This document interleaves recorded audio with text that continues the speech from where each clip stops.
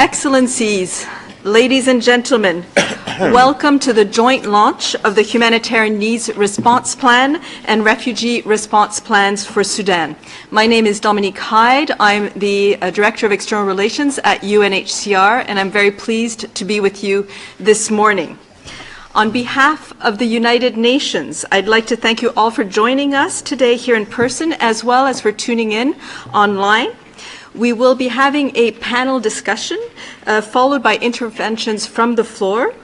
On the panel, we will have to my left Martin Griffiths, who is well known to all of you, the Undersecretary General for Humanitarian Affairs and Emergency Relief Coordinator, on how the ongoing clashes in Sudan continue to have a devastating impact on the people in Sudan.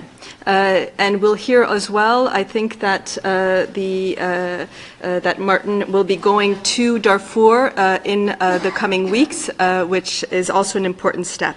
Mr. Filippo Grandi, the United Nations High Commissioner for Refugees, to my right, will tell us more about his recent trip to Sudan as well as to Ethiopia, but more importantly, or as importantly, the more than 1.5 million refugees who have fled to the countries neighboring Sudan, and how it impacts these surrounding countries as well in terms of the regional refugee response plan.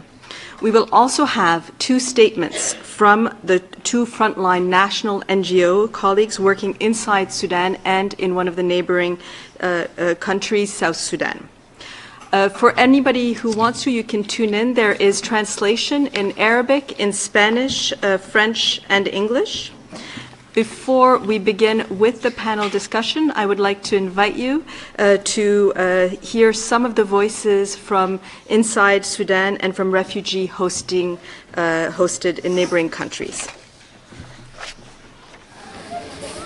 والله نحن من بداية لحظة أول إطلاق الذخيرة كنا متوقعين إنه الحرب ده ما هيستمر بالطويل. كان توقعاتنا إنه ممكن يجر ساعات أيام وتنتهي. ما يتوقعنا إنه يجر أسابيع ولا شهر. طلعنا الشارع كله جنازات. والله ده موقف ما ننسى حياتي نهائي، ما بيتنسي. أنا نطلب من الأمم المتحدة، ما قصروا، هم جابونا وخدتونا الحمد لله ما قصروا مننا أكل وشراب. الحمد لله أي حاجة خلينا ورانا، لكن العلم ده جينا بوه. فقدنا ممتلكاتنا كلها. أي ما شيء ولا طلعت ولا شيء، ده هو أبونا ده. لا ولا شيء. ساكت. طلعنا أنا القماش اللي لابسه جوا بس. ما هو ابني أنا لو حد دخل فينا الرعب. بقينا مجهزين. لا بيت لا عمل. ما في مصدر دخلي، عندنا بنات في عمر صغار يعني 18 17 كده. ما عندنا أي شيء. يعني أصلا الناس اللي عندهم مرض وفاة من السودان ما عندنا حاجة. عندنا حاجة من ولاية لولاية. من ولاية لولاية. وداير أنا حمشي مستقبل أبنائي. أنا داير أولادي اللي يطلعوا برا. لا أطفالنا مدارس ما في، يعني بجد تعبانين. عايزين صوتنا ده يوصل لأي محل، بس يوقفوا الحرب يشوفوا للأطفال ديل. زنيبوا يشوفوا الأطفال ديل.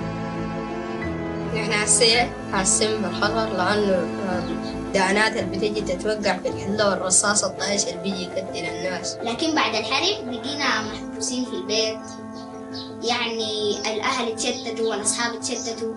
But how can we build the future in this situation? No schools, which mean no study, no education, no medical service, and most importantly, we lost our child. This is our future and it must be preserved. وحتى الدانات والانفجارات أثرت كثير على الأطفال السودانيين من البيئة النفسية لهم، وكل حاجة يعني دمرت في السودان. ما في حاجة كويسة في السودان بقى، بس نسأل الله السلامة إن السودان يرجع بأمن وأمان ويكون زي زمان. أنا بناشد المجتمع الدولي، السودانيين تعبانين، وإنه يعني لازم الحرب دي ستوب، كفاية.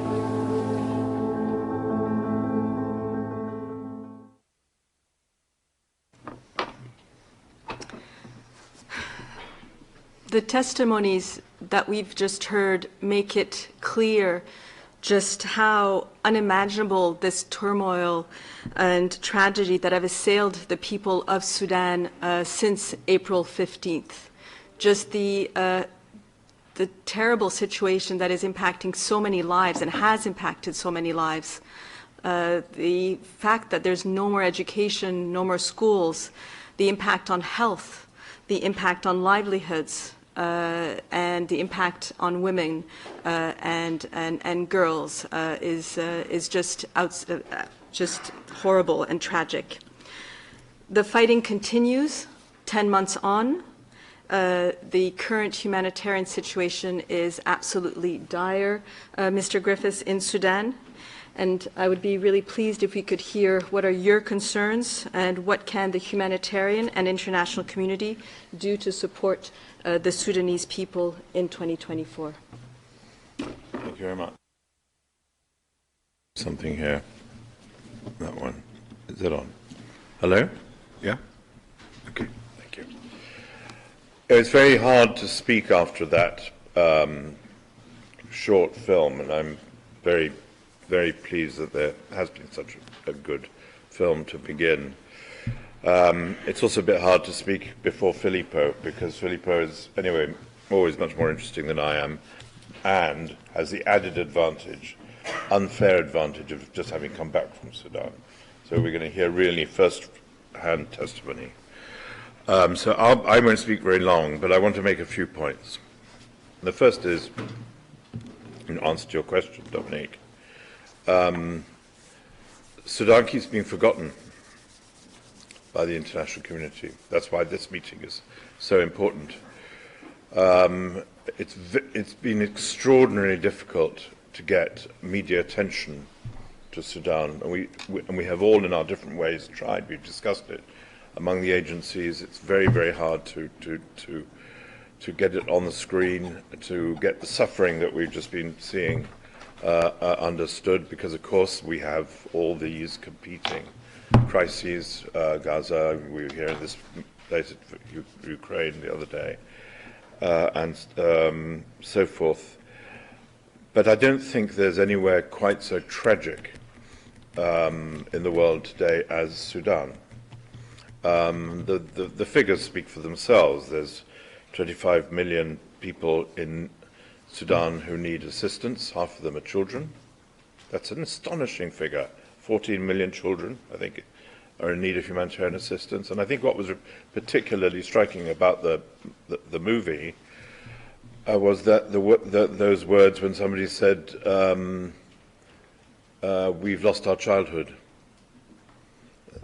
Children don't go to school and don't know where to move, and the amount of displacement, as Filippo also will talk about, is phenomenal. Incredible worries about food security, because the war has spread to places. Al Jazeera province, breadbasket of Sudan, is now under threat. Funding has been difficult for us. I think last year we were 40-something% funded. This year we are going for about 2.7 billion, I think, isn't it? But there is a certain kind of obscenity about the humanitarian world, which is the competition of suffering, the competition between places. I have more suffering than you, so I need to get more attention, so I need to get more money. And what we see in Sudan is not only the terrible suffering of the people that we've just seen on the screen. 19 million children in Sudan unable to return to classrooms. Fighting still going on. We're still trying to get the two warring party leaders, who I've spoken to both of them recently, together, actually here in Geneva, to talk about access. We must not forget Sudan. That's the simple message that I have to say today. When I was in this room a couple of weeks ago, we were trying to remember Ukraine, because Ukraine had gone off the news, remember? But Sudan is in a worse case, obviously, than Ukraine, and needs our attention, needs our care, and the prospects for a political solution, as I know Filippo will speak about, are remote. The heroism of so many of Sudanese civil society, I'll come back to that later, is quite remarkable. Sudan has great assets in its people. Sudan geographically is also, of course, a threat to the destabilizing parts of Africa. Again, Filippo, I know, will talk to that. So it's a place where,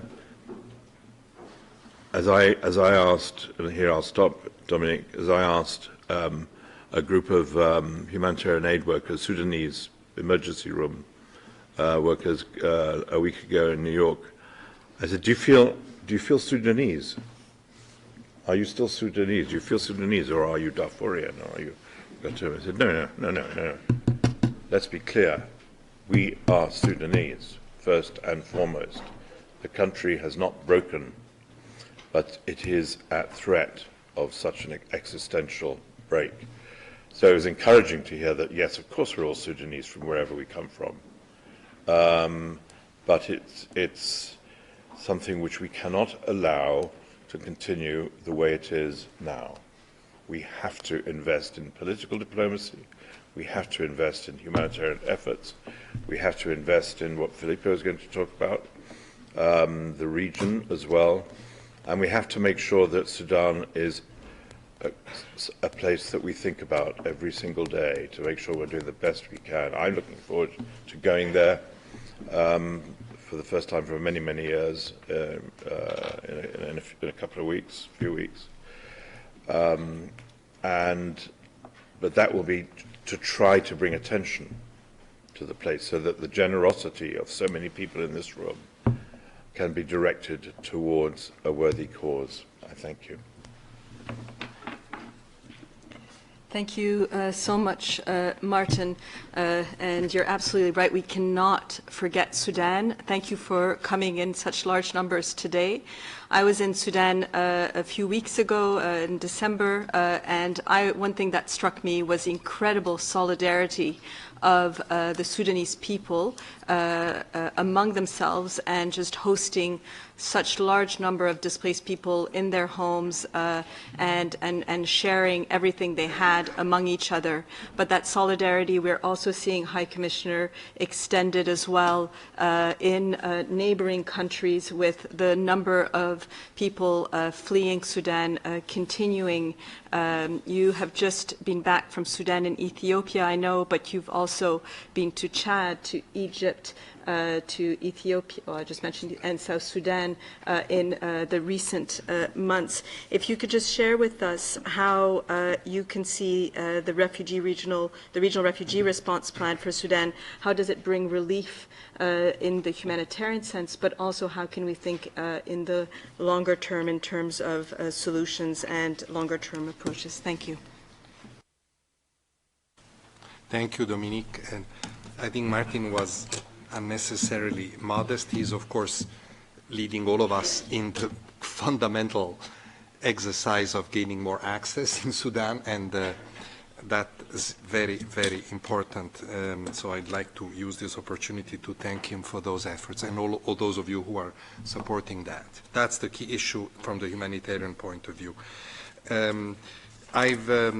I'll speak about the refugee side because we're launching here today 2 appeals. One, as usual, humanitarian response plan for inside Sudan, and the refugee response plan for the neighboring countries. But let me, since I have just spent 4 days in Sudan myself, I literally came back yesterday, I wanted to share a few thoughts about that first. One, to amplify points that Martin has raised already, but and we'll hear from Sudanese civil society, of course. But first of all, I was unable to do my full program. My initial program was to go to Port Sudan. That's our entry point. That's where the government is provisionally located, as you know, and to drive all the way to South Sudan in government-controlled areas. But since the battle around Wad Medani in December and the extension of the front line closer to the areas I was supposed to cross, the advice that I received both from our security and from the government was to limit my internal travel to Kassala, which is about 8 hours drive from Port Sudan. So I went there. That's as far as I could go without, creating too much risk of problems. So it says a lot, however, that even we cannot travel as much or extend our action as much as we would like because of that. Now, of course, it is very clear, because I heard so many things, especially in Sudan, you need to do more, humanitarians are not doing enough. It's true, we're not doing enough for a variety of issues, but the most important thing is that the origin of all the problem is the war, is the fighting, is not anything else, is the fighting. That's why the fighting has to stop. And the type of fighting that is being carried out with the usual disrespect for international humanitarian law, with civilians impacted, civilian infrastructure destroyed, people displaced, is what we see, unfortunately, right, everywhere else these days seems to have become the pattern, and there is the same. With all the consequences that are the ones, unfortunately, we have to come to this room and say the same things almost. A sharp increase in gender-based violence. Lots of women are impacted by this. Huge separation of families. I had countless people come to me and say, where's my children? Can you help trace my children? Because they get lost in these multiple displacement and massive displacement. I mean, the figures are always wild, but I think that the very conservative figure too, if you calculate people displaced inside and outside, you reach it easily 8-9 million people. This is massive. This is the scale of Ukraine, the scale of Syria. These are the three biggest displacement crises in the world at the moment, and this is the one that is least talked about, like Martin just mentioned. Lots of vulnerable people caught in this. To me, however, this video is excellent because it conveys, and Ambassador is here, it conveys an important message, that it's not just the vulnerable people that are impacted. It's the middle class, the ordinary middle class of Sudan. You know, I worked in Sudan many years. I know, I've been to so many Sudanese houses. Those are the people I used to meet. That's the backbone of a country that has gone through so much trouble over the decades, and yet has stood up all the time because that middle class was strong in values, in little income, in lifestyle, in access to education. All this is lost for millions of people in Khartoum and in the other big cities. And this is the people that you meet, not only the extreme cases that of course there as well, but also these people full of dignity, but also quite desperate. I've had interaction with the leadership. Martin, you've had even more than me. What I hear, I don't know what you hear, but I think it's the same, is back the constant message. We are aiming for a military solution. And that is the problem, in my opinion. And when I have spoken to refugees everywhere, in Chad, in South Sudan, in Ethiopia last week as well, in displaced people in Sudan, in Egypt. You get, I told the leadership, you're losing your people. You're losing your people because you're absolutely right. People keep saying, we are Sudanese and we don't want to give up. But people are also saying, we're not going to go back. And when you ask them the question, they want to go back, but they cannot. And when you ask them the question, if there was a ceasefire, an agreement, they said it will take a long time to convince us to get trust again in the security that we need to go back. So, I told the leadership, you're losing with this emphasis on military solution at the expense of ceasefire and at the expense of the compromises that are needed to go back to peace. The population is being lost. I won't give you all the, you'll find in the papers all the various impact. Just to say, bear in mind a couple of more points. One is that displacement is very complicated here because it's not just people that get displaced. First of all, they get displaced many, many times, all these millions of people. Second, they are a mix of people. You have Sudanese that get displaced. You have at least 200,000 refugees hosted by Sudan that have become part of the displaced. You have refugees from other countries like South Sudan going back precipitously to their countries. This is about 400,000 already that have gone back prematurely, you can say, to South Sudan. Refugees hosted by Sudan that have become part of the displaced. You have refugees from other countries like South Sudan going back precipitously to their countries.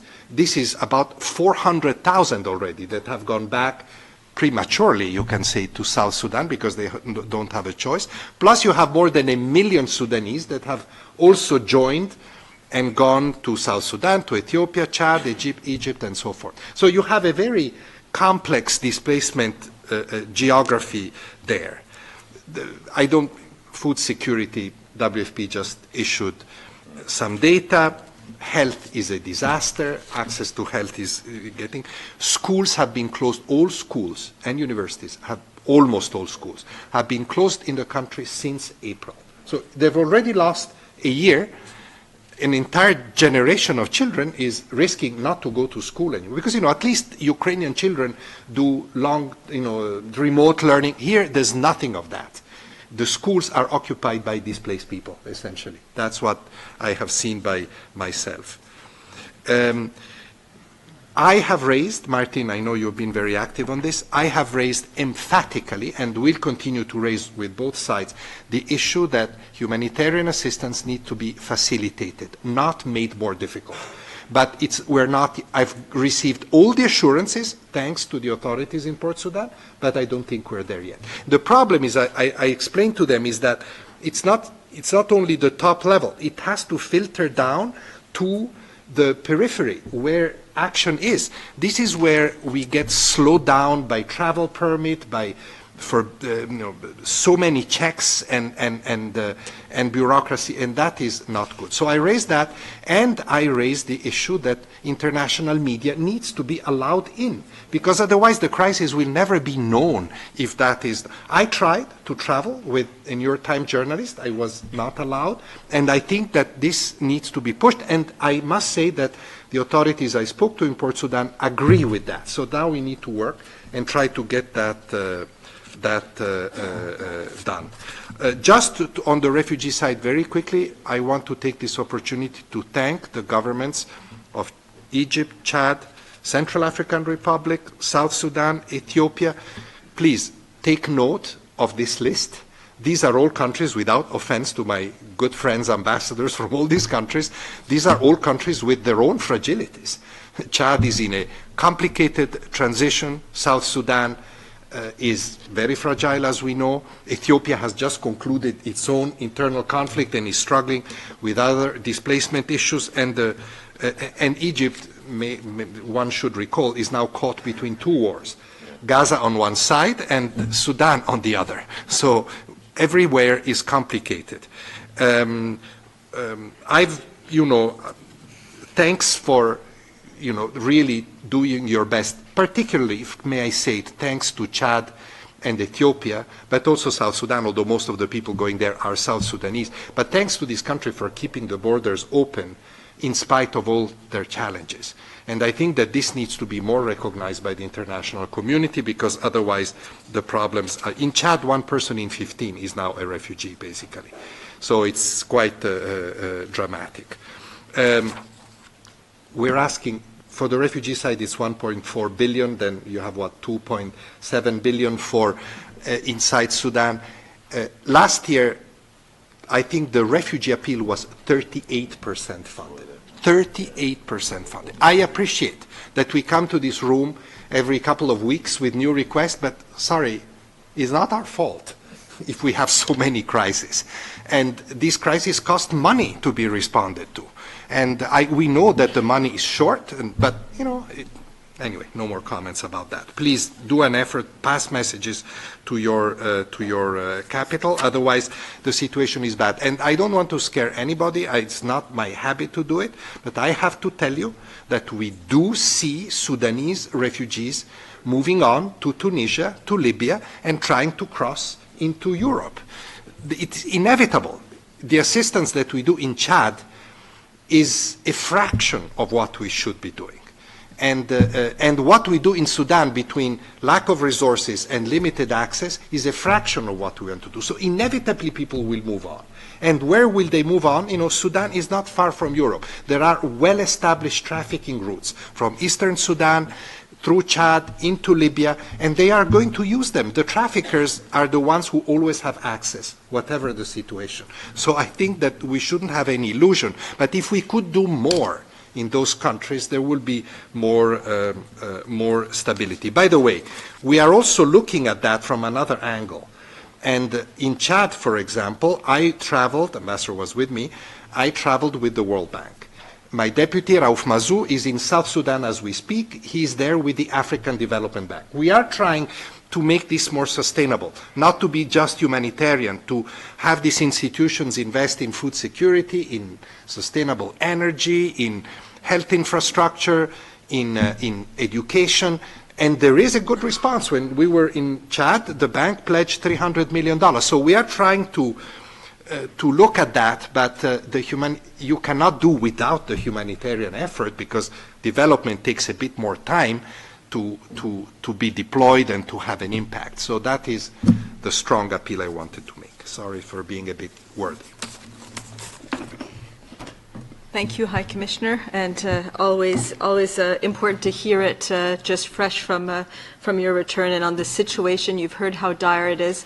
I think one thing also that struck me when I was in both South Sudan and Sudan recently was just how closely both the UN community, whether it's from WHO to WFP to UNICEF to IOM to UNHCR, OCHA, etc., the list goes on. FAO, I'm forgetting many that are part of the appeal. The international NGO community doing incredibly life-saving work. I saw it firsthand, especially with MSF in some cases, but many others as well.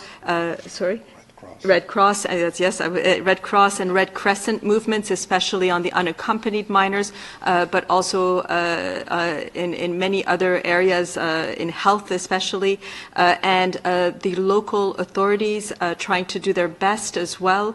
But I also want to really highlight the local actors and the local NGOs. I met an incredible IDP-led civil society group in just outside of Kosti, doing the best they can in very challenging circumstances.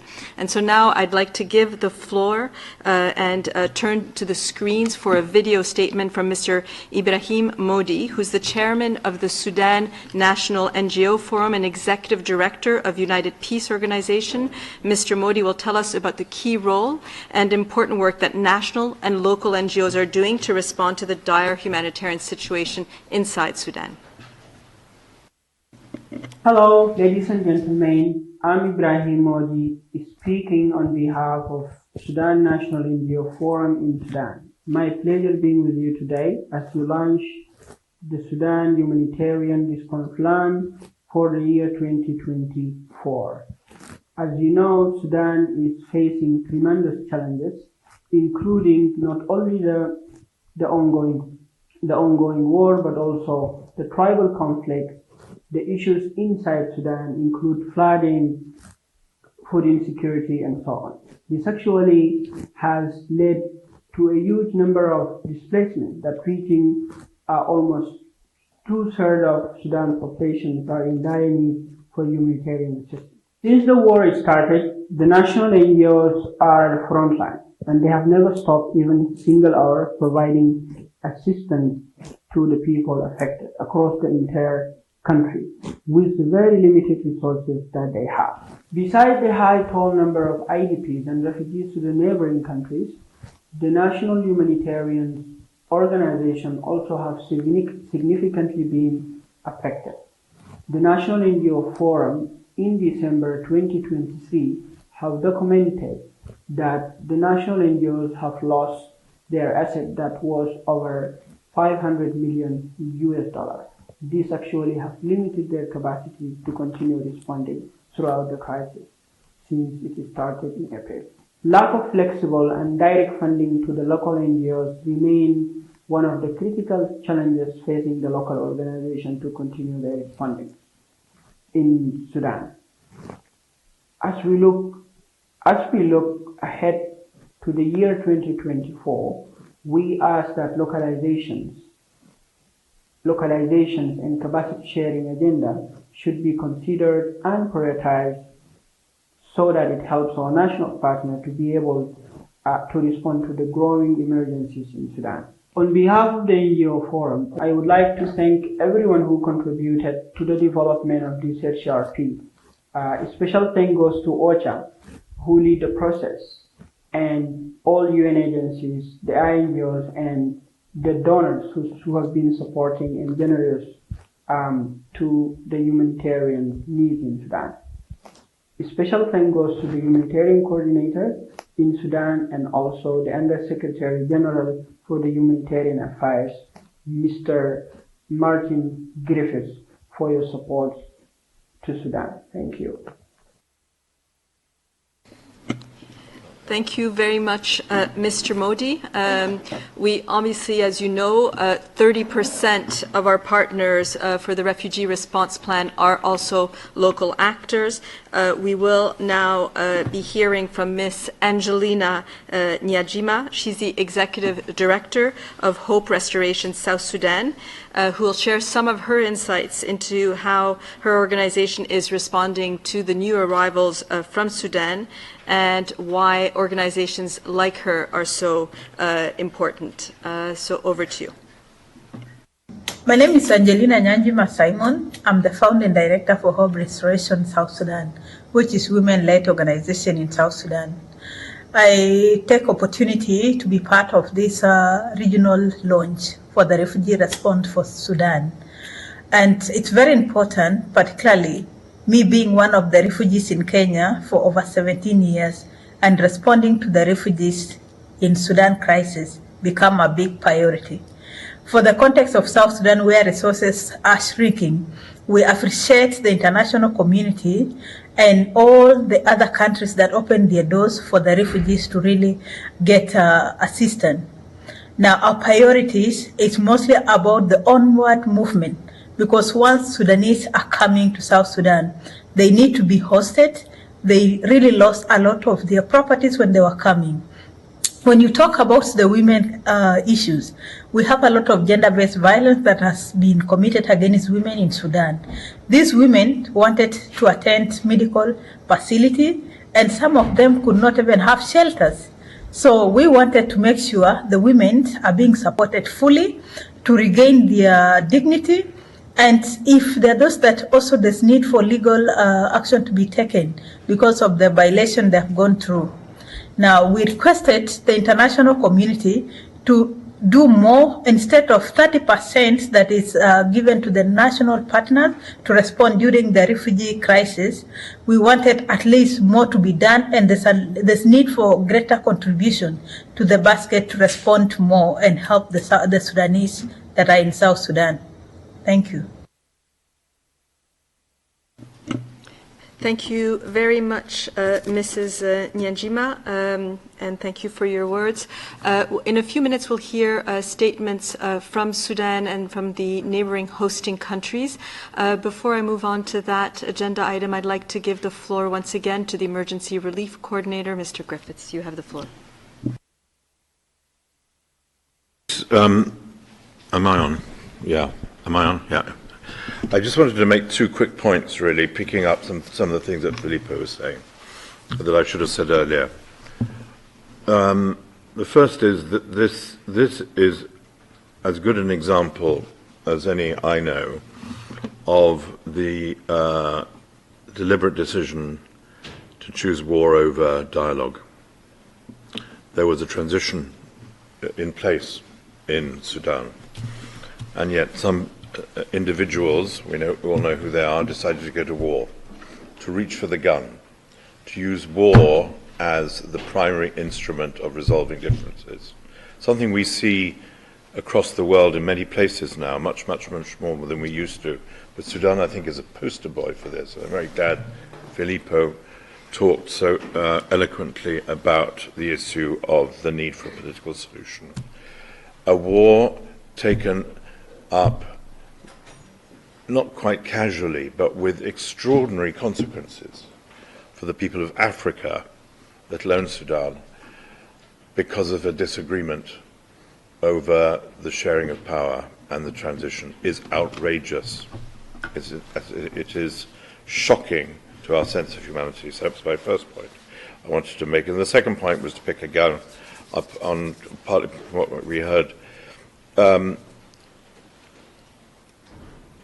So many of the frontline organizations never left, right, as you were saying.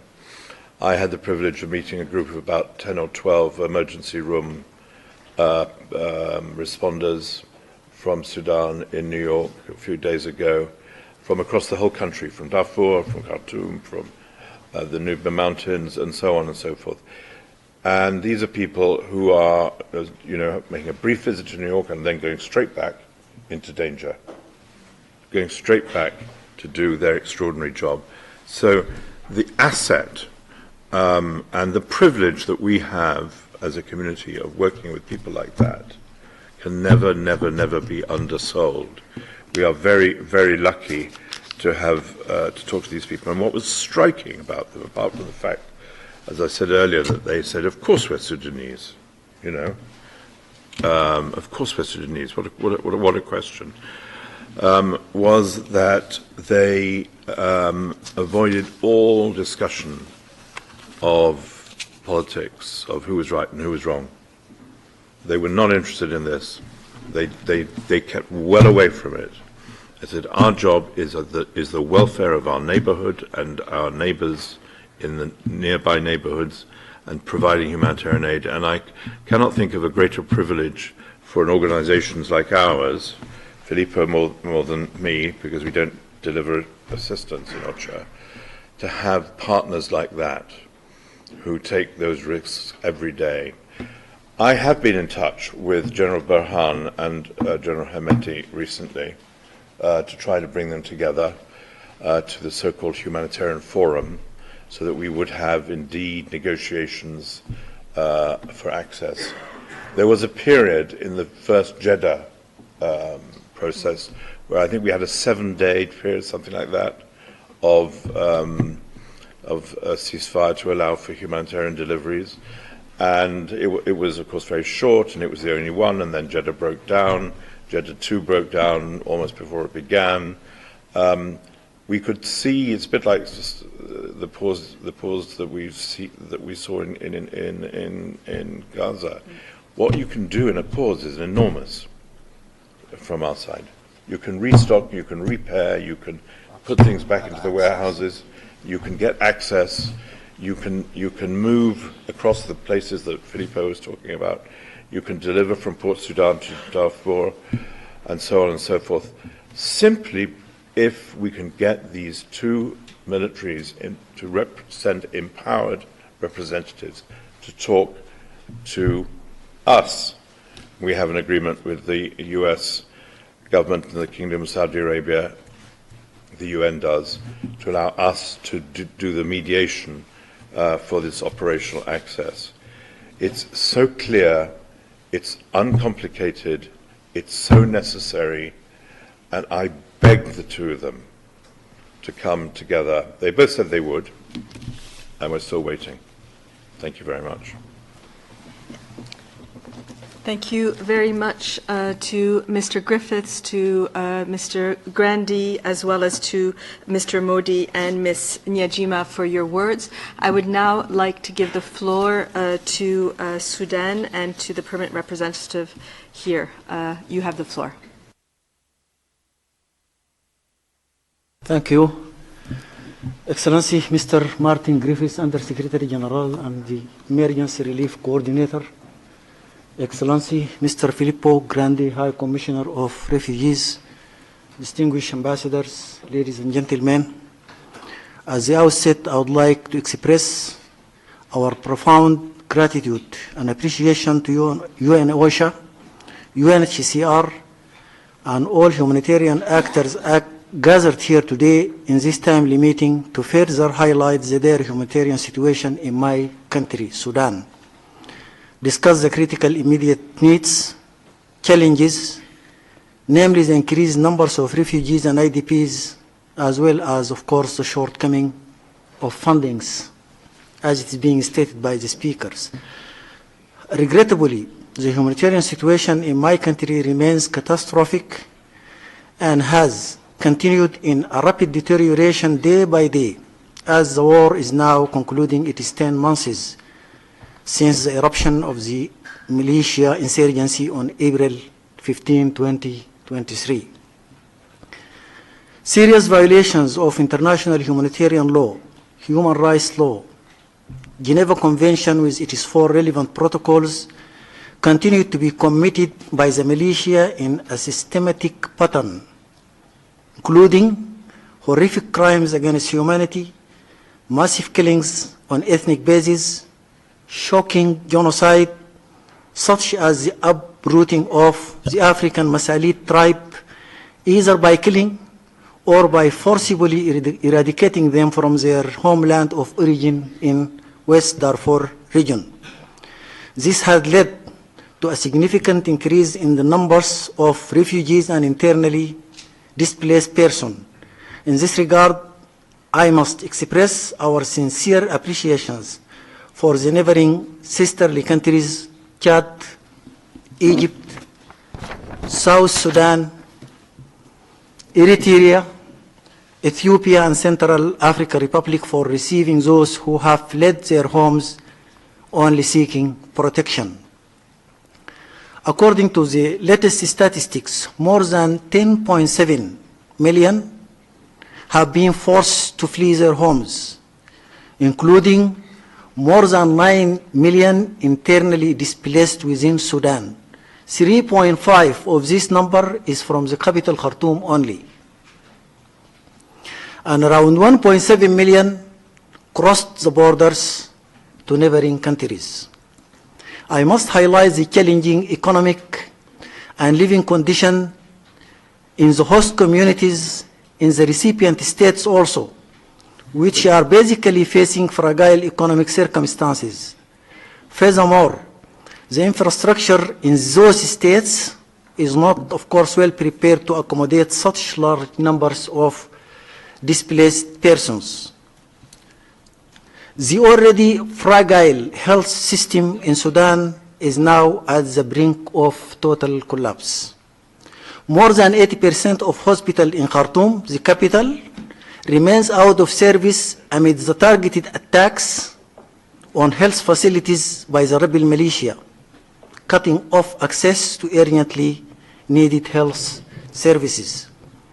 Since the eruption of the insurgency, more than 12 million children have been deprived of education, leading to a total of more than 19 million out of school children, as stated by His Excellency Mr. Martin Griffiths, with about 10,400 schools totally closed, while the decision of reopening those schools remain also as another dilemma, given that more than 400,000 families resorted to the schools as shelters. Ladies and gentlemen, the government is making all possible efforts to better respond to the situation through the high-level humanitarian interagency mechanisms, which comprise all the line ministries and the relevant institutions to supervise and fast-tracking delivery of humanitarian assistance.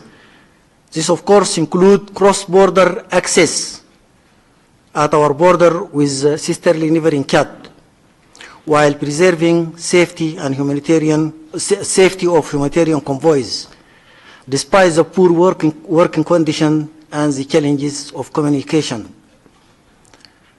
The Jeddah Declaration, signed on May 11, 2023, was a way forward. Has it been upheld fully by the rebels? But unfortunately, the rebel militia started violating the agreement on the second day, namely the core provisions of this agreement on the second day, declaring their total denial to withdraw from all strategic public facilities and residential areas, including the checkpoints on many highways, hindering by that all kind of movement of humanitarian convoys within Sudan. In addition to the deliberate targeting of humanitarian organization warehouses and looting of the WFP warehouse in Wad Madani, the capital of Al Jazeera state, is a tantamount. Due to the above-mentioned deterioration of humanitarian situation, sharp shortage of food supply, devastated health system, the government of the Republic of the Sudan appeals to the United Nations and all relevant specialized agencies and the donor community to respond to such situation, particularly by addressing the shortcoming of funds needed for the humanitarian emergency response plan crafted by OSHA and UNHCR. Finally, we reaffirm our commitment to facilitating the passage of humanitarian aid and its delivery through the aforementioned high-level mechanism to better accelerate the processing of visas and internal travel movement for the humanitarian staffers.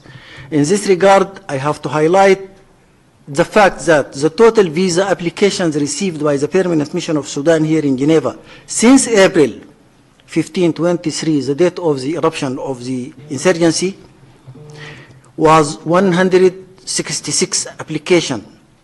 And the already granted visas as of now are 130. That means almost over 75% of the visa requires has been granted. The remaining visas are recently requested and now under processing. That despite, of course, the technical and logistical challenges facing the national mechanism due to war complexities. Finally, Excellencies, we reiterate our commitment to do our utmost effort in order to accelerate processing of all needed arrangements for the international humanitarian organizations and at least to make their job easier while they are answering the call of humanity, the call of duty, and helping us in addressing the humanitarian situation in our country. I thank you, Excellencies. Thank you, Sudan, for your statement. I would now like to give the floor to the representative of Chad.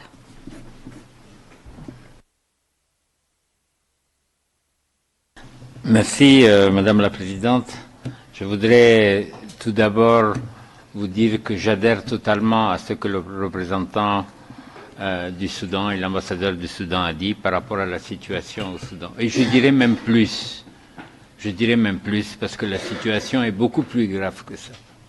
Plus d'écoles, plus de centres de santé, plus d'hôpitaux. 70% des réfugiés, c'est des femmes et des enfants. Quand nous avons été avec M. Filippo Grandi, le responsable de la ville d'Adré nous a dit quelque chose qui m'a vraiment choqué dans le sens où hier, la veille de notre arrivée, il y a une dame, une Soudanaise, qui est rentrée au Tchad. Elle avait ses 2 enfants à la main, un enfant devant, et un enfant de 2 mois devant et l'autre dans son dos. C'est en rentrant, en traversant la frontière, qu'il a vu du sang sur la poitrine de la dame. L'enfant de 2 mois avait reçu une balle dans la tête. L'enfant dans le dos avait reçu une balle dans le dos et les 2 étaient morts et la maman ne s'est même pas rendue compte parce que son mari a été tué, ses parents ont été tués, ils ont été pillés. Donc, excusez-moi, Monsieur Griffiths et Monsieur Grandi, c'est tellement horrible qu'on ne peut pas décrire ça. On ne peut pas le décrire. Le Soudan, avec le Tchad, nous avons 1360 kilomètres. Plusieurs régions du Tchad font face au Soudan, avec les mêmes populations. Aujourd'hui, que ce soit les Massalites, que ce soit les Ahawa, que ce soit dans le nord, c'est des populations qui vivent de 2 côtés de la frontière. Et quels sont les risques? Quand les réfugiés sont arrivés, le chef de l'État a donné une instruction très ferme. Les frontières pour les Soudanais resteront toujours ouvertes, malgré le fait que nous avons des réfugiés de Centrafrique, malgré le fait que nous avons des déplacés internes des Tchadiens qui ont fui le Soudan pour rentrer au Tchad, malgré le fait qu'en Libye, la situation est si catastrophique, on a un retour de Tchadiens de Libye, on est dans une situation, je ne parle même pas du Niger, mais par rapport aux Soudanais, il n'y a aucune différence. Notre collègue ici présente, vous la voyez au Tchad, vous la voyez, elle part au Tchad, on la prendra pour une Tchadienne. Mon frère qui est en face de moi, il ressemble même à mon neveu, sans compter l'ambassadeur. C'est vraiment les mêmes peuples et les mêmes personnes qui sont des deux côtés de la frontière. Maintenant, quel est le risque? Quand les réfugiés soudanais sont rentrés au Tchad, il fallait les accueillir. Je prends la région d'Adré, on les a fait rentrer. Et où est-ce qu'on les a mis? Au niveau des endroits où les populations d'Adré cultivent. Qu'est-ce qui va se passer à la longue? Adré, ça fait 100 000 habitants. Nous avons 200 000 réfugiés soudanais au niveau d'Adré. 200 000, le double de la population locale. Quels sont les risques? Premier risque, risque de famine, parce que les gens ne cultivent plus. Risque de conflit communautaire pour des raisons X ou Y. Et actuellement, nous avons, je dirais même 1,5 million, près de 2 millions de réfugiés soudanais au Tchad. Sans compter les Centrafricains qui sont là depuis 13 ans et nous en avons au moins 200 à 300 000 réfugiés. C'est-à-dire que malgré le fait, les efforts du Tchad, qui est, comme vous l'avez signalé, M. Romano Prodi, dans une situation très difficile, nous sommes en période de... Pardon, excusez-moi. Non, peut-être c'est dans le futur. Filippo Grandi plutôt. Donc, et dans cette situation, qu'est-ce qui va se passer? Conflit communautaire. Surtout que maintenant, la guerre a démarré au niveau du Darfour. Et au niveau du Darfour, c'est quelle population? La majeure partie, c'est des Zahawa. Les Zahawa, il y en a au Tchad, il y en a au Soudan. Et il y a un risque d'importation de cette guerre au niveau du Tchad. Quel que soit le vainqueur, je ne le souhaite pas, mais quelle que soit la personne qui prendra le pouvoir, il y a un risque pour le Tchad. Si c'est l'opposition, ils vont transposer, qui prennent le pouvoir. Si c'est l'opposition militaire, ils poseront les mêmes problèmes au Tchad. Si c'est le gouvernement, qu'est-ce qui va se passer? Les gens qui sont en train de se battre au Soudan, ils vont rentrer au Tchad et ils auront d'autres ambitions parce qu'ils auront besoin de soutien. Je ne dis pas qu'il y a... Les interférences ne sont pas au niveau du gouvernement, c'est plutôt au niveau des populations, parce que ce sont les mêmes populations. Vous avez quelqu'un de votre famille qui a été tué au Soudan, vous connaissez la mentalité, ou celle, qu'il soit arabe, qu'il soit Zahawa, qu'il soit Massalite ou tout ce qui s'ensuit, c'est les mêmes populations. Donc il y aura une réaction de ces populations-là. Donc vraiment, même si nous devons continuer, et nous allons le faire, de laisser les frontières ouvertes, je voudrais dire, j'aurais dû commencer par ça, je voulais d'abord remercier aussi bien OCHA que les autres agences humanitaires pour ce plan de réponse. Mais, Monsieur Griffiths, ce que je vous demanderai en tant que secrétaire général adjoint, le problème ne peut pas se résoudre sans la paix au Soudan. Tant qu'il n'y aura pas la paix au Soudan, les réfugiés vont continuer à venir, que ce soit au Tchad, que ce soit en Égypte, que ce soit... Et vous connaissez la situation. Il faut obligatoirement, avec l'aide du secrétaire général des Nations Unies, avec certains pays qui ne sont pas impliqués dans le conflit, je prends un pays neutre comme la Suisse, ils peuvent nous aider à faire asseoir sur une table de négociation les différentes tendances soudanaises pour ramener la paix. Ce n'est que la paix, bien que je remercie les agences humanitaires par rapport à leur plan de réponse, mais ça ne sera jamais suffisant. Le Soudan a besoin d'un appui peut-être 10 fois, 20 fois, 100 fois l'appui qu'on lui donne à l'école. Un pays où vous n'avez pas d'école, un pays où vous n'avez pas de centre de santé, ni d'hôpitaux. Le résultat, c'est quoi? C'est le taux de mortalité infantile qui va monter, les femmes, je parle des femmes.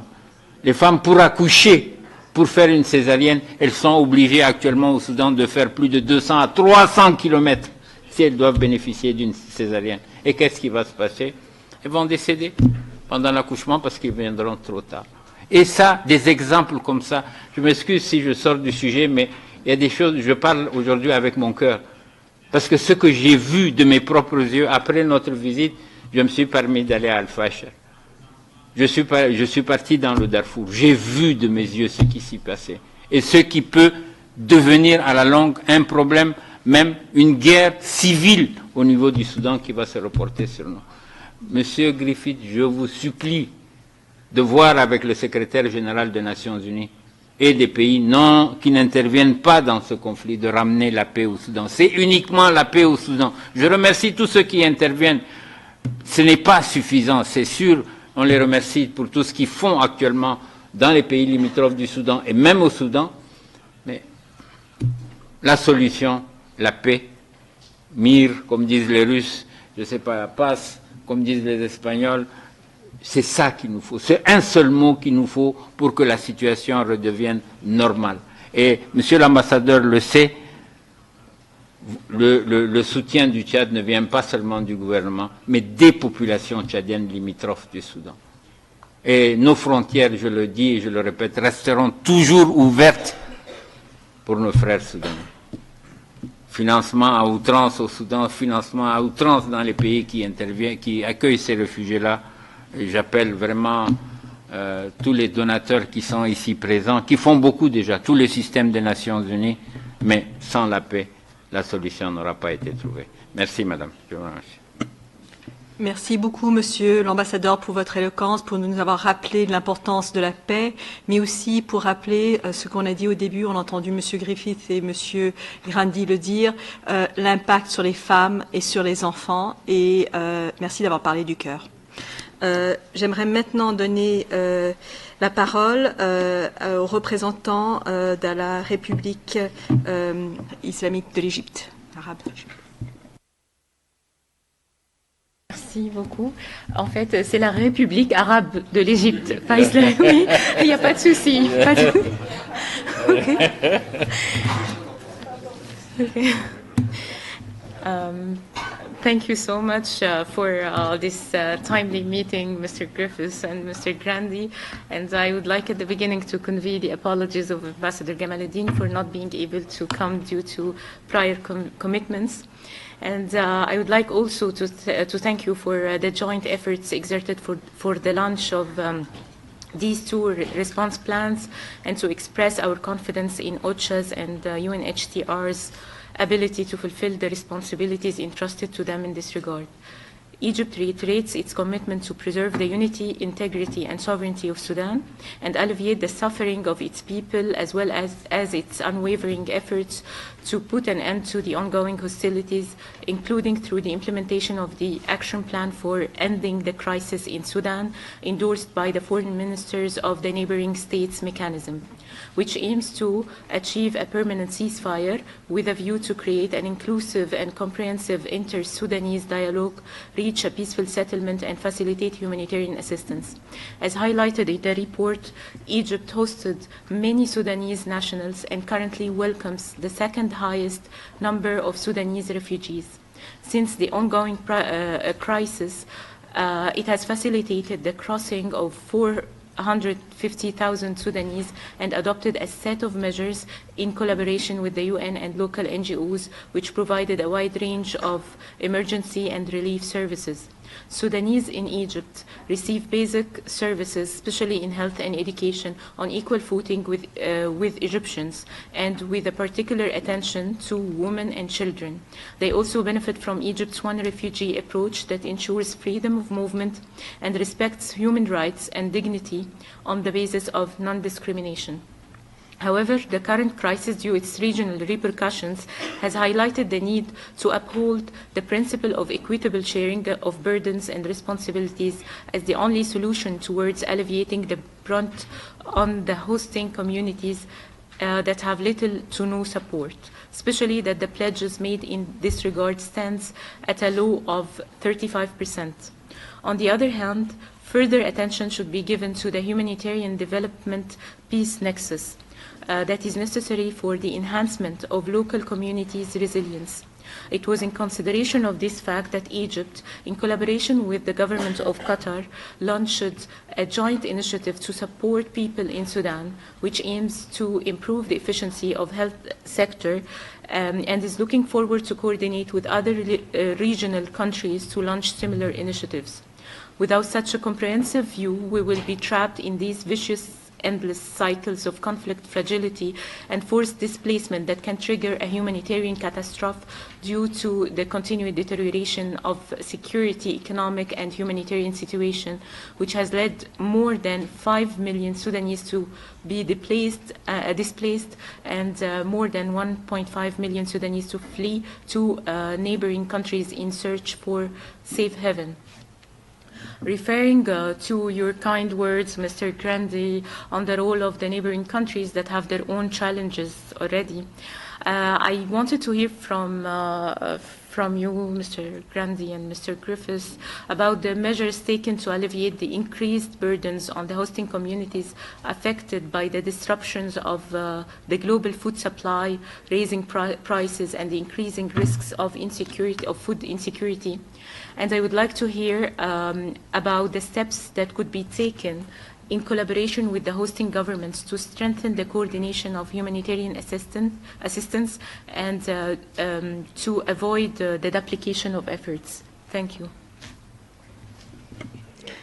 Thank you so much to the Arab Republic of Egypt. Again, my apologies for that. And I would now like to give the floor to South Sudan. Thank you, Moderator, Mr. Martin Griffiths, Mr. Filippo Grandi, distinguished delegates. The conflict in Sudan has devastated the region. I don't want to go to the figures. They have already been said, as evident by the huge numbers of people who sought refuge in the neighboring countries, including South Sudan. That has received up to now more than 500,000 Sudanese refugees. The figures will always be not really accurate, but this is the figure now projected. These Sudanese refugees, including South Sudanese returning from Sudan and IDPs, and also refugees from third countries, have come to already a fragile situation, as it was actually said at the podium there, due to factors related to conflict and climate change. They lack vital humanitarian needs, such as food, medicine, water, shelter, among others. This is combined with a drastic cut in services which were given to refugee camps in Sudan to already significant low response and funding from the international community and donors. The reports coming on the humanitarian situation in Sudan are disturbing. For example, MSF indicated that at least one child dies every 2 hours in Zamzam refugee camp in northern Darfur. This camp has been totally underserved and abandoned. Well Food Program says that it is receiving now reports that people are dying due to acute hunger and starvation. This is now becoming a fact. In light of this catastrophic humanitarian situation, South Sudan calls on the international community and well-wishers not to turn a blind eye to the humanitarian suffering in Sudan and the region. Resources need to be mobilized, response increased, and additional resources urgently availed in order to save life as a top priority. Sudan should not be forgotten, as it was said by Mr. Griffiths and Mr. Filippo Grandi. German Foreign Minister just visited South Sudan. a week ago. She discussed with President Salva Kiir the humanitarian crisis caused by Sudan conflict and had an opportunity to witness the suffering of Sudanese refugees, mainly women and children and others from third countries, in Garum refugee camp near Juba, the capital of South Sudan, which is hosting around 12,000 refugees. We appreciate and commend her as she reiterated her country's humanitarian support to refugees. South Sudan, on its side, has opened its borders for those fleeing the war to enter without prior request of visas. The local communities and government are sharing the little they have with Sudanese refugees, South Sudanese returnees, and IDPs. Some of refugees who have skills, some of Sudanese who have skills, like doctors and teachers, have been accorded job opportunities in South Sudan as a part of solution to support themselves. South Sudan has further taken an initiative by reaching out and contacting friendly countries, including the oil-rich Gulf countries, to respond and provide the urgently needed humanitarian assistance to refugees, returnees, and IDPs. South Sudan Minister of Humanitarian Affairs and Disaster Management has been recently touring the Gulf countries for this purpose. We, on the other hand, request the authorities in Sudan to establish humanitarian corridors and ensure unhindered access for the humanitarian agencies to deliver humanitarian assistance to the population in need. In conclusion, South Sudan believes that this suffering will only end when the war in Sudan comes to an end. South Sudan is very active in mediation process, unilaterally by the President Salva Kiir himself, within IGAD initiative, within neighboring countries initiative led by Egypt, among others. We therefore call for international community to step up efforts of solving the conflict, for peace and stability to prevail in Sudan, and the people return to their homes and start their livelihood again. Thank you, moderator. Thank you very much, South Sudan, for your intervention. I would now like to give the representative of Ethiopia the floor. That's interesting. Thank you, moderator.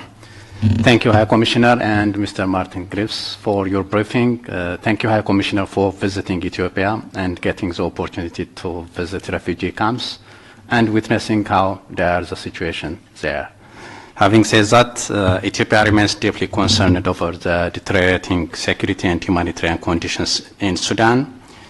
The geographic scope of the conflict is widening and its impact is also increasing. Ethiopia believes that ending the war in Sudan through long-term ceasefire and cessation of hostilities is in the best interest of the Sudanese people. Ethiopia currently hosts around 1 million refugees and has found itself grappling with a profound humanitarian crisis as the refugees from Sudan are increasing. High Commissioner, as you said, our borders are open. This is our core values and principles, and we will continue in that. And since April 2023, over 100,000 people have crossed into Ethiopia from Sudan, including close to 47,000 refugees and asylum seekers. This come in addition to some 50,000 Sudanese who have been already in the country. Those refugees are hosted by communities located in areas with already limited access to basic social services and economic opportunities.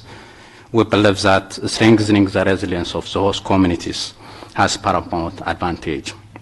In our response to the new arrivals, a substantial funding deficit for provision of emergency shelter, core relief items, education and health services pose risks. Strengthening health services is imperative, especially in the light of the recent cholera outbreak in those areas. Moderator, As Mr. Martin Griffiths said, Sudan case has been forgotten, and it has time to give the necessary attention to respond to the humanitarian situation. Responding to the humanitarian needs at early stages is critically important. While commending the generous support from partners, we would like to call upon partners to scale up their support to address the immediate needs for those displaced persons. Ethiopia remains dedicated to supporting Sudan's efforts to overcome its challenge and achieving lasting peace and stability. I thank you. Thank you, Ethiopia, for your intervention. Dear colleagues, as you know, we are, as usual, a bit over time. I would like us to, if possible, allot maybe 15 minutes more into the program to go on to 12:15. But I would really urge all of our next speakers to really keep their interventions maybe to 1 minute or as short as you can make it. I know your interventions are also important. So if with that, I would like to give the floor to the United Kingdom, which I think is a statement that might be online. After 9 months of war, the situation in Sudan continues to deteriorate. The appalling actions of the Sudanese armed forces and the rapid support forces have wrought havoc. Thousands have died, and the country now has the largest number of displaced people in the world. Sudan is facing an increasingly devastating hunger crisis. The conflict has plunged almost 18 million people into high levels of acute food insecurity, with 700,000 children acutely malnourished. The international community must urgently provide sufficient funds to prevent food-related deaths. I commend local Sudanese responders, the United Nations and other international partners for the critical work, and I urge you to prioritise those in greatest need. In Britain, we continue to call on the warring parties to facilitate humanitarian access. They have repeatedly committed but failed to do so. All donors must work together to ensure that we are united in our efforts to help the Sudanese people. Britain will continue to play its part. From April, our aid to Sudan will double to almost £90 million. Sudan's neighbours have stepped up admirably to support those escaping the violence, but this has placed an unsustainable strain on an already fragile region facing extremely high humanitarian needs. In this context, lack of adequate funding will lead to greater suffering and destabilisation in the whole region. We cannot allow that. This abhorrent violence, led by the pure self-interest of the generals, must end. The international community must urgently do whatever it can to support a ceasefire and a peace process. That is the only way we can ensure a safer future for the Sudanese people. Thank you very much. Thank you very much to the Right Honourable Andrew Mitchell from the UK. I would now like to give the floor to another online video statement from Finland. Finland.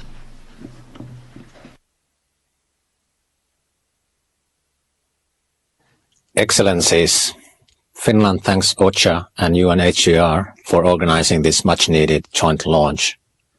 We are extremely concerned about the unbearable level of violence and suffering in Sudan since last spring. In times of many crises worldwide, we must not lose sight of the needs of the people in Sudan. With over 1.6 million people displaced to other countries, there are also major regional implications. We express our unwavering gratitude to humanitarian responders both inside and outside of Sudan. Finland appeals to all parties to the conflict to cease the hostilities immediately. We are alarmed by the reports of widespread acts of sexual and gender-based violence, torture, and targeting of ethnic groups. We are deeply concerned by the number of children killed or injured, displaced or recruited in the conflict. It is imperative to ensure respect for international humanitarian law and the safety of humanitarian workers, and to protect civilians and civilian infrastructure.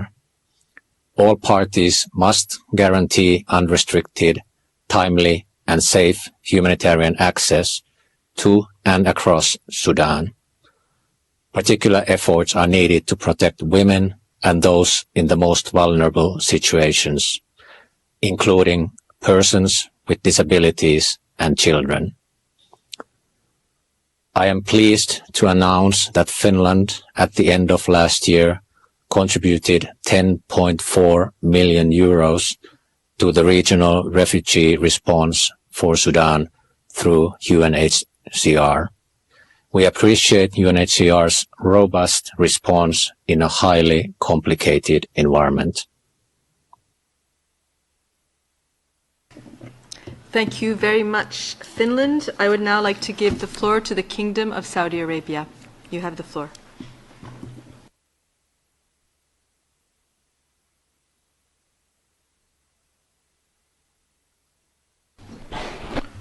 Thank you, Madam, for giving me the floor. If you allow me, I'm going to continue in Arabic.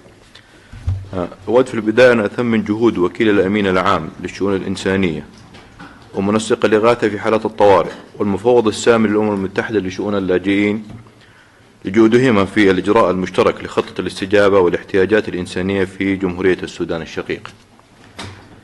كما أن المملكة العربية السعودية دعمت جهود الاستجابة الإنسانية منذ بداية النزاع في السودان، بالإضافة إلى جهود الحد من التصعيد ومنع تفاقم الأزمة.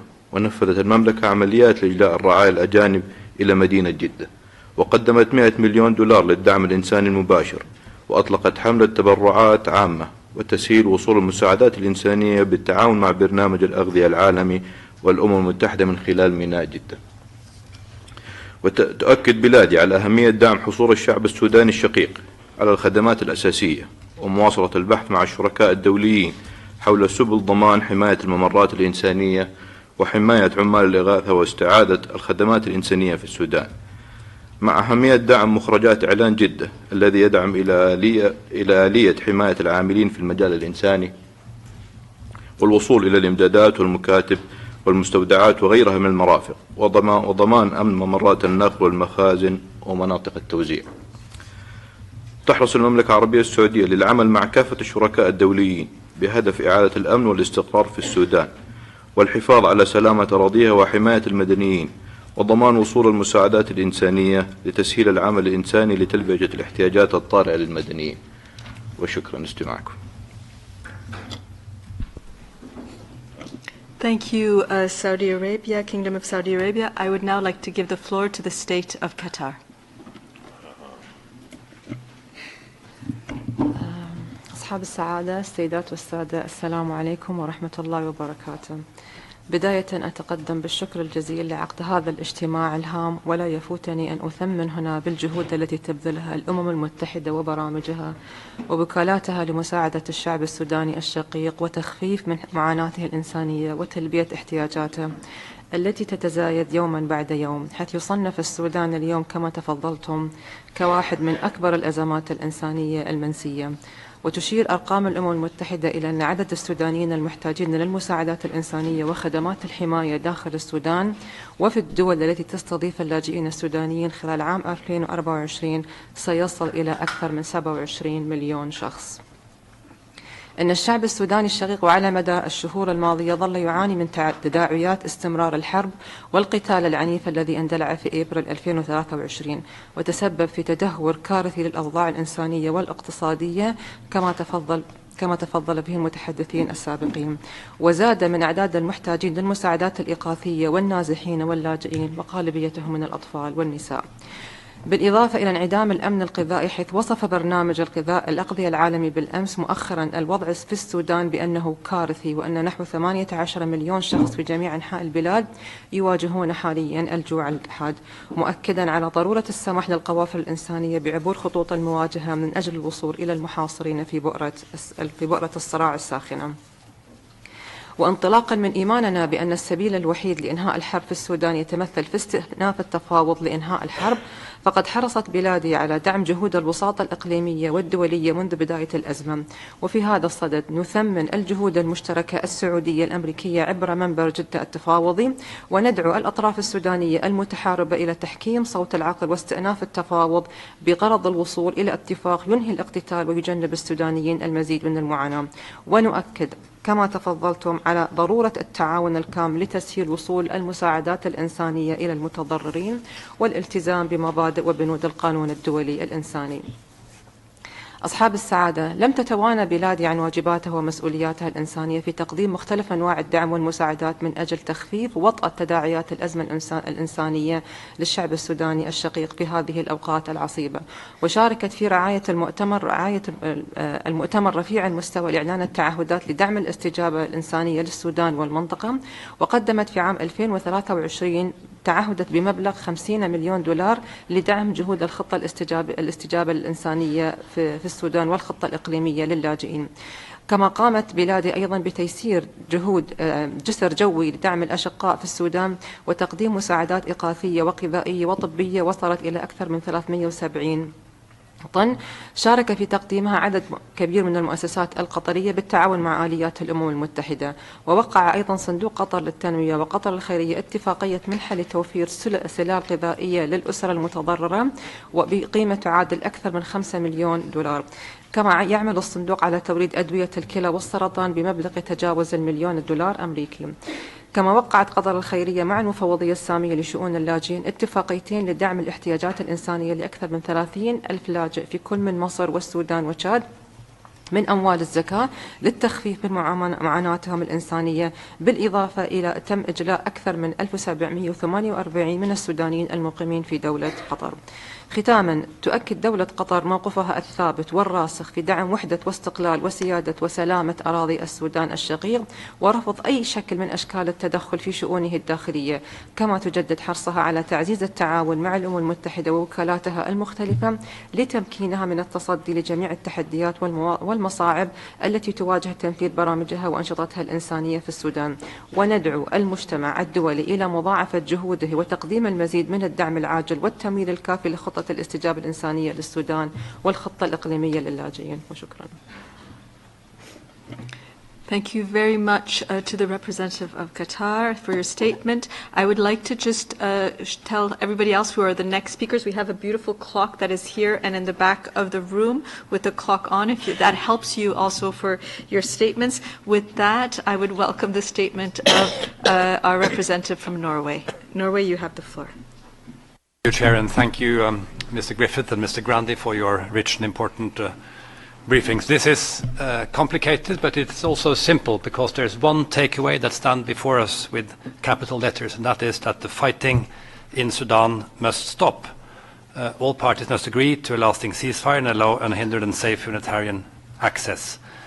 And as part of the Troika, Norway will persist in reminding the warring parties of their obligation to protect civilians under both international humanitarian law and international human rights law.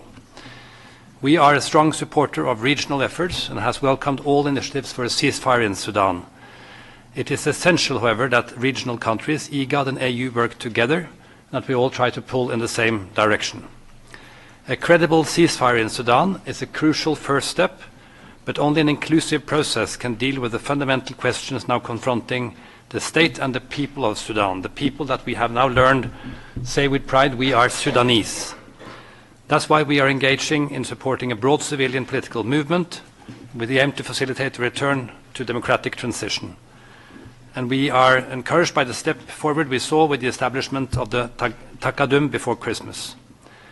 The people of Sudan have fought hard for freedom, peace and justice. They deserve our unwavering support. That is why we take on not to forget about Sudan, continue our push for a political solution, and remain a flexible and reliable partner for the UN and other humanitarian partners in the process. Thank you. Perfect timing, Norway. Thank you very much also for your statement. I would now like to give the floor to Turkey. Turkey, you have the floor.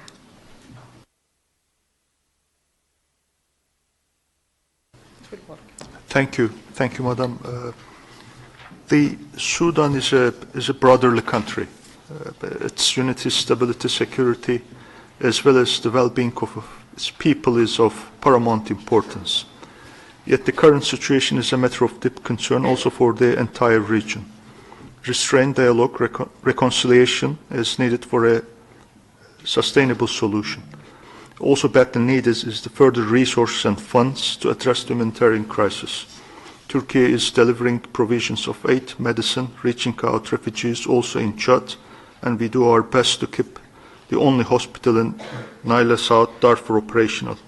But much more needs to be done. In this regard, we would appreciate if Mr. Griffiths tells us a bit more about where we stand in terms of humanitarian access and the role of the Humanitarian Forum. Thank you.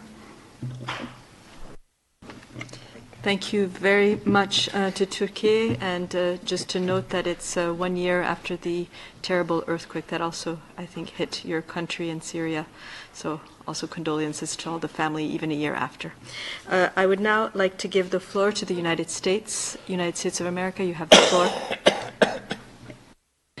Thank you. We come together today at a critical moment for the people of Sudan. In the interest of time, we won't repeat the statistics, but despite the staggering level of need, Sudan continues to present some of the toughest humanitarian access conditions in the world. Ongoing insecurity, bureaucratic obstruction by both parties prevents aid from reaching those in need. The appeals released today reflect the severity of the crisis and the urgent need for collective action. We cannot turn our backs on the people of Sudan. Since the start of the conflict in April, the United States has prioritized the protection of civilians and the delivery of life-saving humanitarian assistance to the most vulnerable, both in Sudan and neighboring countries. Last year, the United States provided half of all funding to the Humanitarian Response Plan and Regional Refugee Response Plan. And we will continue to support the people of Sudan, but we cannot do it alone. We urge our partner governments to look at the severity of the situation outlined in these plans and ensure they are robustly funded. In addition to humanitarian funding, we must all be united in our message to the parties to this conflict and to those who support them. This must end.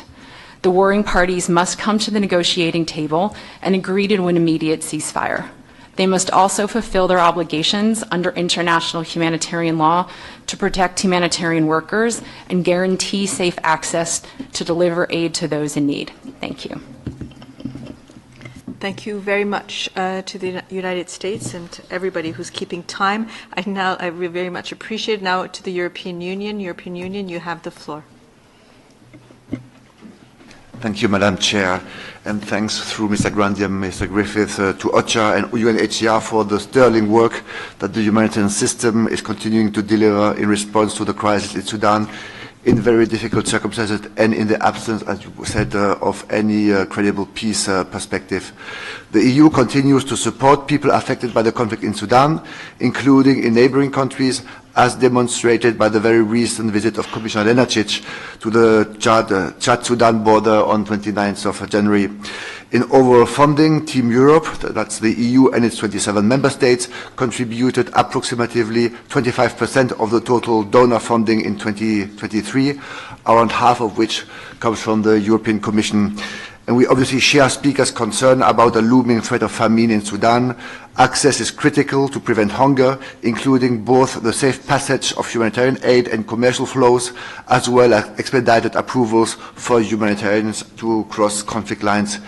In our response to the crisis, we need to pay more attention to the ongoing protection crisis and to conflict sensitivity, particularly in Darfur, where extensive human rights and international humanitarian law violations are reported. We therefore reiterate the need to protect civilians, an obligation of all UN members. At the same time, it is important to maintain social cohesion between the refugees, returnees, and the host populations, especially in neighboring countries. The impact on the environment, notably on deforestation, risks creating additional tension between the refugees and the host population. The EU remains fully engaged to respond to the crisis with with a 72 million euros initial allocation for the 2024 humanitarian response in Sudan alone, not taking into account the additional allocations for the neighboring countries to respond to the influx of people fleeing the conflict. We stand with the people of Sudan and will continue to do so. Thank you. Thank you to the European Union for your statement and also for the generosity. Very much appreciated. And now I'd like to give the floor to Japan. Japan, you have the floor. Thank you, Dominic. We appreciate the update by Martin as well as Filippo regarding the dire situation in Sudan. As Martin indicated, we must not forget Sudan. Last year, as the chair of the G7, Japan committed to supporting response operations in Sudan and across the East and North Africa and Sahel region and for displaced persons, refugees, and returnees. Last year alone, the Japanese government itself has contributed approximately $92 million for humanitarian assistance for Sudan and its neighboring countries. As for 2024, to address the humanitarian crisis in Sudan and its neighboring countries, we have decided our initial pledge to be approximately $46 million in total. It includes humanitarian aid, assistance for basic infrastructure, and strengthening governance through humanitarian development peace nexus approach in collaboration with OCHA, UNHCR, and IOM. In closing, let me express our sincere gratitude to the humanitarian staff workers under severe conditions in Sudan, neighboring countries, and around the world. I thank you. Thank you very much to Japan. If I could now give the floor to Australia. Australia, you have the floor. Thank you, Chair. Australia thanks UN OCHA and the UNHCR for launching these valuable humanitarian response plans for Sudan. Australia is deeply concerned by the loss of life and destruction taking place in Sudan, including widespread allegations of flagrant breaches of international humanitarian law. We also note that Sudan is now the largest internal displacement crisis globally, with more than 9 million displaced within its borders by the end of 2023. The deteriorating humanitarian situation and reports of sexual and gender-based violence are alarming. We want to ensure humanitarian support reaches those in greatest need and urge all parties to the conflict to ensure humanitarian agencies are given safe and unimpeded humanitarian access to deliver life-saving assistance to the people of Sudan. At the Global Refugee Forum in December 2023, Australia committed $10 million to partners in Sudan and neighbouring countries, $7 million to support host countries in the region to lead and to coordinate the Sudan refugee response, and $3 million to address the most urgent needs and safety concerns arising from the conflict and to advocate for respect for international humanitarian law. This takes Australia's total commitment in humanitarian assistance to Sudan and neighbouring countries to $20.45 million since May 2023. We recognise the courage and resilience of the Sudanese people. Thank you. Thank you so much, Australia. And I would now like to give the floor to Mr. Anthony Neal from the INGO Forum Coordinator. Go ahead. Thank you. INGOs are present and delivering in nearly all 18 states of Sudan and collectively have reached 6 million people since the start of the conflict. But these efforts are clearly not enough. Half of the population are in need. In North Darfur, emergency thresholds for malnutrition have been breached twice over. Millions in Khartoum and West Darfur are thought to be on the brink of famine. Yet the presence of humanitarian actors in these areas of critical need remains limited. As NGOs, we want to emphasize that with the right resources, scale-up is possible. Where NGOs have reopened offices and restarted programs in Darfur, others must follow. The international community must also now walk the talk on support to local actors.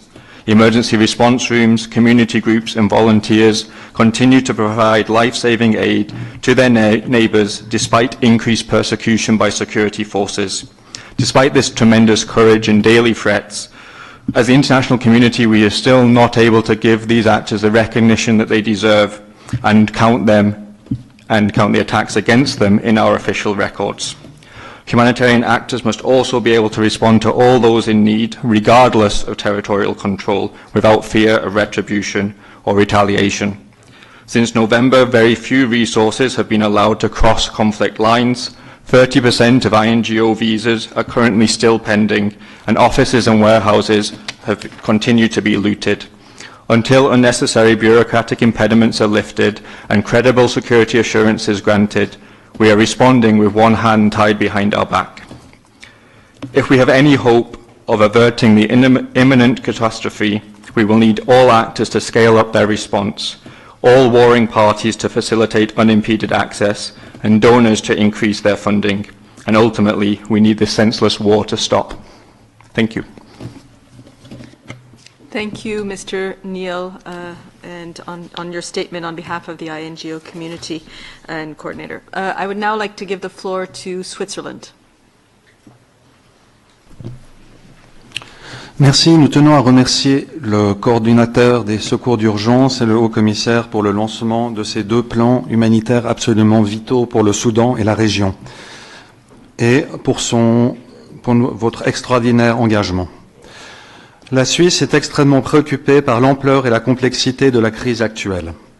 La protection reste une priorité absolue, avec un nombre croissant de victimes de violences sexuelles basées sur le genre, de disparitions forcées et de détentions arbitraires. Le conflit a aussi un impact significatif sur l'éducation, avec 19 millions d'enfants actuellement non scolarisés. En réponse aux besoins humanitaires croissants dans la région, la Suisse a apporté jusqu'à présent une assistance d'un montant de 64 millions de francs suisses, dont un tiers au Soudan et 2 tiers dans les pays voisins. Toutefois, l'aide financière ne peut à elle seule résoudre les problèmes politiques à l'origine du conflit. Une approche globale, incluant les efforts de promotion de la paix, reste essentielle, comme l'a notamment souligné l'ambassadeur du Tchad. La Suisse, en tant que membre non permanent du Conseil de sécurité, a appelé plusieurs fois à une cessation immédiate et durable des hostilités, à la protection des civils et un accès humanitaire sûr, rapide et sans entrave, conformément à la déclaration de Jeddah. Le plein respect du droit international humanitaire des droits de l'homme demeure un principe cardinal. Nous vous remercions de votre attention. Merci beaucoup à la Suisse. I would now like to give the floor to the representative of Denmark. Denmark, you have the floor. Thank you, Chair. We are deeply worried about the humanitarian situation in Sudan. Denmark commends the communities and the neighboring countries for generously hosting those forced to flee their homes. The response by many local groups have been nothing but commendable. We are deeply alarmed by the horrifying reports of escalating sexual and gender-based violence against particularly women and girls. We call on all parties to the conflict to respect international humanitarian law. No crisis should be forgotten. Behind each number in the appeals launched today is a human tragedy. It is imperative that the international community provide support to alleviate the suffering. Shortly after the outbreak of violence in 2023, Denmark responded with support for the response inside Sudan and in neighboring countries. And just before the end of the year, we allocated new funding to the response, including to the Humanitarian Country Fund, bringing the total Danish contribution to approximately $14.5 million. In addition, Denmark is among the top donors to the Central Emergency Response Fund, and we provide humanitarian partners with unearmarked funding, enabling them to allocate the funds where the needs are greatest. We are deeply concerned about the restrictions on humanitarian aid in Sudan. We call on all parties to grant safe access to humanitarians and to remove bureaucratic impediments for effective aid. Finally, be assured of Denmark's continued commitment to support those in need in Sudan and in neighboring countries. Thank you. Thank you very much, Denmark. Et maintenant, j'aimerais donner la parole à la France. Vous avez. Tout d'abord, merci au BCH et au HCR de nous avoir réunis aujourd'hui pour cette importante présentation. Elle nous donne l'occasion de réaffirmer notre soutien indéfectible au peuple soudanais, toujours pris en otage par les parties au conflit. Alors que les affrontements se poursuivent, la communauté humanitaire est confrontée à une équation qu'elle ne connaît que trop bien, le risque de voir les États bailleurs de fonds détourner leur attention vers une autre crise, alors que les besoins sur le terrain restent immenses. Vous l'avez dit, plus de la moitié de la population soudanaise nécessite encore protection et assistance. Cependant, comme l'a rappelé l'ambassadeur du Tchad, la seule solution à cette crise est politique. Mettre fin au combat est la seule solution durable pour répondre aux besoins de la population. Pour autant, nous ne pouvons pas nous permettre d'abandonner notre soutien à la réponse humanitaire au Soudan. Au Soudan, comme dans trop d'autres contextes à travers le monde, les besoins sont aggravés par les violations régulières répétées du droit international humanitaire et des droits de l'homme, y compris des entraves en matière d'accès. La France réitère son appel à toutes les parties pour qu'elles respectent le droit international humanitaire et garantissent un accès humanitaire sûr, complet et sans entrave, afin que toute l'aide nécessaire puisse parvenir aux populations qui en ont besoin. Au Soudan et dans les pays voisins, les travailleurs humanitaires accomplissent leur mission en première ligne, souvent au péril de leur vie. La France salue leur engagement et réaffirme l'importance d'assurer leur protection dans le respect du droit international. En conclusion, je tiens à saluer la solidarité des pays voisins du Soudan et je rappelle que la France a contribué l'année dernière à hauteur de plus de 555 millions d'euros pour soutenir la réponse humanitaire à la crise au Soudan, y compris dans les pays voisins. Et vous pouvez compter sur le maintien de ce soutien. Merci. Merci beaucoup à la France. I would now like to give the floor to Sweden. Sweden, you have the floor. Thank you, Chair. I'll keep it brief. Under Secretary General, High Commissioner, Sweden welcomes today's joint launch that gave much-needed attention to the critical humanitarian situation in Sudan and the displacement crisis that has followed. We salute your colleagues for operating under extremely difficult and often dangerous circumstances. The continued violence against civilians is deeply worrisome, and the suffering of the Sudanese people is amplified by access restraints for life-saving interventions to those most in need. Full and unimpeded humanitarian access must be facilitated, and we will continue to advocate for this. The humanitarian response as well as the refugee response plan are severely underfunded, and the international community must step up its effort. Last year, Sweden's humanitarian support for Sudan was 263 million Swedish crowns. In 2024, Sweden will remain steadfast in supporting the humanitarian response in Sudan. I thank you. Thank you, Sweden, for the good news. I would now like to give the floor to Luxembourg. Le Luxembourg, vous avez la parole. Merci beaucoup et nous remercions tous les acteurs humanitaires pour tous leurs sacrifices et tout le travail qu'ils font, et bien sûr également les peuples et les gouvernements des pays voisins qui font un travail absolument remarquable.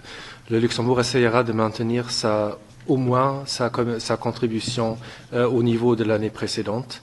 Et nous aimerions aussi, on a parlé de l'importance de l'accès humanitaire, de l'importance de l'accès des médias, de l'importance de laisser travailler les ONG. Nous aimerions aussi rappeler l'importance des défenseurs et surtout aussi des femmes défenseuses des droits humains soudanaises qui très souvent sont attaquées, et cela est bien sûr inacceptable. Merci beaucoup. Merci beaucoup au Luxembourg pour votre appui continuel et pour votre intervention. I would now like to give the floor to the Netherlands. Nick, and thank you, Mr. Grandi and Mr. Griffith. We thank OCHA and UNHCR for organizing this timely event, and I fully agree with you that Sudan continues to deserve our full attention. We also would like to thank all humanitarians that risk their lives to help the people of Sudan, and also call upon all parties and the Sudanese government to ensure their protection as well as respect for international humanitarian law. We remain gravely concerned about the deepening crisis in Sudan and the destabilizing effects on the region, but also what effect it will have internally, with over 10 million people internally displaced. We thank all the neighboring countries for protecting and supporting the almost 1.6 million Sudanese refugees. We are deeply concerned about the looming deterioration of the food security situation, including a possible famine. It's really not a matter of when it happens, if it happens, but when it happens. And we therefore call upon relevant parties to prepare for this bleak scenario, including ensuring complete and unrestricted access of those organizations that will provide food and support. We continue to contribute with a flexible and unearmarked funding to the Sudan Humanitarian Fund in the estimate about $12 million. And since the beginning of the conflict, we have contributed $125 million through the Central Emergency Response Fund, and we call upon all potential donors to look at increasing their contribution as well. Finally, we support the efforts of IGAD to secure a ceasefire and resolution of the conflict through a political dialogue, and call upon Sudan to re-engage with IGAD. We also call upon the authorities again to fully cooperate with UNHCR and OCHA and all other relief agencies, including providing visas and freedom of movement and full access. Thank you. Thank you very much to the Netherlands. I would now like to give the floor to Germany. Germany, you have the floor. Thank you very much. As we are speaking, the people of Sudan are facing a humanitarian catastrophe of great gravity. The German foreign minister just visited the region 2 weeks ago and met in South Sudan with refugees and returnees from Sudan, mainly women. They had lost everything, experienced the killing of their loved ones, or were victims of gender-based violence. We are especially concerned about the millions of women, children, and persons with disabilities who are experiencing the most catastrophic protection violations. Over 1.7 million people have fled Sudan. We are thankful of all Sudan neighboring countries for their hospitality, and we are sure that we will continue to firmly stand by your side. In 2023, we have committed more than 200 million euro for humanitarian assistance to Sudan and the neighboring countries. And the crisis in Sudan will remain a core priority for our humanitarian work in 2024, and we will allocate funds accordingly. This war will also have a dramatic negative impact on future generations through massive displacements, committed atrocities by both warring parties, and destruction of the whole country, its economy, and its social fabric. This is why it's crucial that we continue our commitment to the people of Sudan and find ways to scale up our support. Only a joint and sustained international effort can bring about long-lasting change. This change cannot happen without a ceasefire. We have to increase pressure on the two warring generals to accept highest-level direct and serious negotiations to stop the hostilities and to accept a political process with the civilian actors, particularly women and the youth, at its core. We further call for unimpeded humanitarian access so that help can reach those most vulnerable. Thank you. Thank you very much to Germany. Now I'd like to give the floor to the ICRC, Patrick Youssef, the Regional Director for Africa. You have the floor. Thank you, Madam Chair.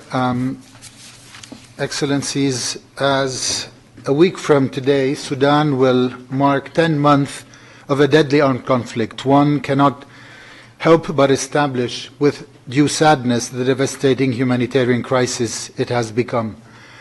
As Filippo Grandi said in the beginning, the displacement trends are highly worrying in a country affected by food insecurity, lack of essential services, and a severe shortage of vital resources such as food, water, medicine, and fuel. In November 2023, when I visited the capital Khartoum, I saw with my own eyes how the fighting destroyed vast swathes of the city. And as I speak, our teams confirm that the hostilities are still taking place in urban areas in full disregard of international humanitarian law and the basic principles of distinction, precaution, and proportionality. In Darfur, the fighting, I believe, has reached a critical point. Many civilians not only were killed and injured, but many have allegedly suffered sexual violence, leading to tremendous amounts of trauma. Excellencies, as we meet today, efforts to support the Sudanese population remained stunted by not only highly volatile security situation, but we sadly see, as we saw by the attack on an ICRC convoy back in December, but also by bureaucratic and logistical impediment, despite increased efforts by the authorities to ease them. And here I would like to take the opportunity to thank His Excellency Ambassador Hassan Hamid from the permanent representation here in Geneva for his support. In the midst of this bleak picture, and in line with our mandate, the ICRC and its local partner, the Sudanese Red Crescent, will obviously continue to carry the humanitarian response with life-saving activities, and most importantly, by providing the parties with a space to act as a neutral intermediary in releasing detainees and carrying the work. In the response plan that was launched today, in the response strategy, point 1 stresses on protection and prevention. And it is hence paramount of importance that both the Sudanese Armed Forces and the RSF fully implement their commitments made in Jeddah to protect the civilians in Sudan, in addition to calling on both parties to provide all of us here, especially humanitarian organizations and workers, with unimpeded access. Same goes for those arrested, those we don't see much in the public sphere, those who were detained because of the war, that equally need the treatment and judicial guarantees to be afforded. Last but not least, in a world with increased violence and suffering, it's crucial that we don't forget the plight of the Sudanese people and those in the Horn of Africa, and the international community generous support, will obviously ease the pain for a population that has generously opened its borders for years and years for all the refugees in the neighboring countries and hosted them. Thank you very much. Thank you very much to the ICRC for your statement. I'm very sorry to say that time is up. I know we had other speakers on the list who wanted to take the floor, but we have to stop here. I again apologize. Could you please share your statements with the OCHA and UNHCR colleagues so they can also share, upon request, any of the other statements? Thank you to our not to moderator, that's me. Thank you to our speakers. Thank you to everybody who stayed this long. And thank you as well to everybody who is online. We will show a video for those who want to stay of Kate Blanchett, our Goodwill Ambassador at UNHCR, who visited South Sudan recently. Thank you very much. Today, but thank you for allowing me to share some short personal reflections on the situation I witnessed and the urgent and critical need for support that I sincerely hope this pledging conference will yield. War continues to rage in Sudan, and the emergency is spreading. 300 days of brutal conflict has claimed thousands of innocent lives and has led to repeated displacement of families inside Sudan and across borders. Nearly 8 million people have been already forced to flee their homes. This is one of the largest displacement crises in the world, and it is the most significant child displacement crisis, with 3 million children displaced inside and outside the country. It is also a massive protection crisis. I travelled to South Sudan in July 2023